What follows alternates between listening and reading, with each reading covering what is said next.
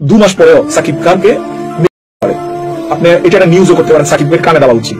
কারণ আমি এই কথাটা এর আগে একটা চ্যানেলকে বলেছি। কারণ সাকিব খান যখন বাংলাদেশ ফিল্ম ইন্ডাস্ট্রিকে একটা জায়গায় নিয়ে যাবে, তখন অনেকগুলো আর্টিস্ট অকেজু হয়ে যাবে। কারণ তখন তারা প্রতিহিংসা পরায়ণ হয়ে যাবে। সাকিব খান যখন কোথাও ড্রিঙ্কস নেবেন, এটা কোল্ড ড্রিঙ্কস বা পানি খাবেন, মাস্ট বি এটা চেক করে খাওয়া উচিত।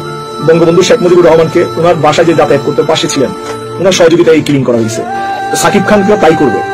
এই হিসাবে সাকিব ভাইকে অবশ্যই চলাফেরায়, থাকা, মুভিং বি কেয়ারফুল হওয়া উচিত। কারণ আপনার এই উত্থান অনেকের গায়ে চুলকানি ধরাবে। শাকিব খানকে যে কোনো সময় দুনিয়া থেকে উড়িয়ে দিতে পারে। এবং তাবিজ মাহমুদ নামে একজন সঙ্গীত শিল্পী, তিনি রিসেন্টলি তার একটা বক্তব্য ভাইরাল, এবং এটা নিয়ে আমরা কিছু কথা বলবো ক্লিপিংস দিয়ে।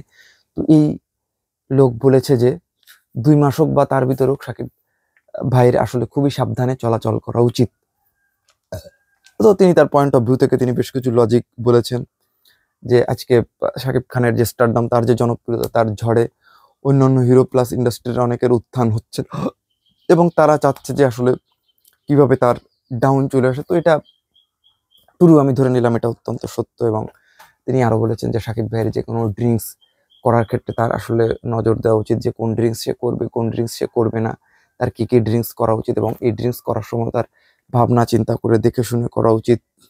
এবং সর্বোপরি তিনি বঙ্গবন্ধু শেখ মুজিবুর রহমানের সঙ্গেও কিন্তু শাকিব খানের একটা তুলনা দিয়ে গিয়েছেন, যে বঙ্গবন্ধু শেখ মুজিবুর রহমান যিনি জাতির জনক, এবং এই বঙ্গবন্ধু শেখ মুজিবুর রহমানকে কিন্তু তার কাছের লোকে কিন্তু তাকে আসলে মেরে দিয়েছিল। এবং আপনারা সবাই জানেন যে বঙ্গবন্ধু কিভাবে আমাদের মাঝ থেকে চলে গিয়েছিল, এবং শাকিব ভাইয়ের সঙ্গে এরকম একটা ঘটনা ঘটতে পারে।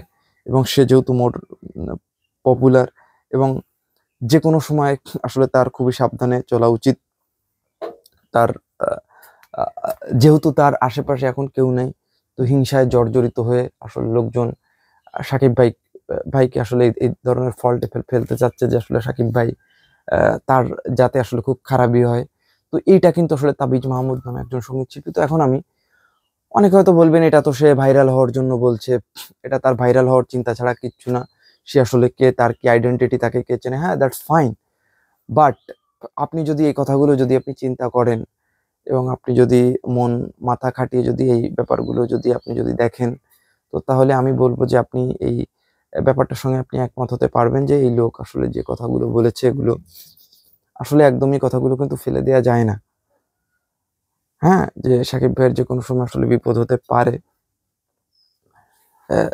তো এটা আসলে ভাইরাল হওয়া বা ভাইরাল না হওয়া বড় ব্যাপার না। বড় ব্যাপার হচ্ছে এটা যে কোনো সময় যে কোনো কিছু ঘটতে পারে।